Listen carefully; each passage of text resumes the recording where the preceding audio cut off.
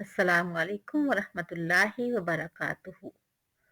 जुमा के दिन दुआ की कबूलियत की एक घड़ी है जिसके बारे में प्यारे पैगंबर सल्लल्लाहु अलैहि वालैहि वसल्लम ने मुख्तलिफ अहादीस में बड़ी वजाहत से बताया है।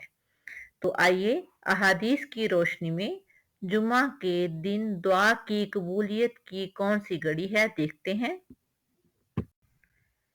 अन अबी हुरैरता अन्ना रसूलल्लाहि सल्लल्लाहु अलैहि व आलिहि वसल्लम ज़करा यौमल जुमाअती फ़क़ाला फ़ीही साअतुन ला युवाफ़िकुहा अब्दुन मुस्लिमुन व हुवा युसल्ली यसअलुल्लाह शय्यन इल्ला आताहु इय्याहु।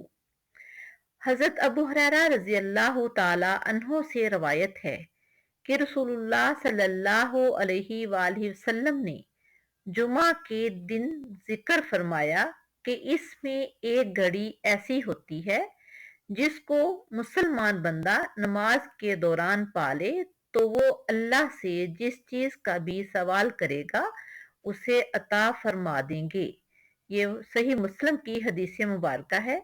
इसी तरह मुस्नद अहमद में हदीस नंबर 2704 में रसूलुल्लाह सल्लल्लाहु अलैहि वसल्लम ने फरमाया, जुमा के दिन में एक घड़ी है जो मुसलमान भी इसमें अल्लाह ताला से जिस चीज का सवाल करता है वो उसे अता कर देता है और ये घड़ी असर के बाद होती है।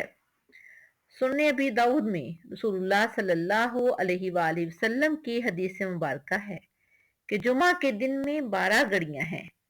जो भी मुसलमान इस हालत में पाया जाए कि अल्लाह ताला से कोई सवाल करता है तो अल्लाह ताला उसे वो चीज अता फरमा देता है। लिहाजा इसे असर के बाद आखिरी सात में तलाश करो। आखिरी सात में आखिरी औकात में।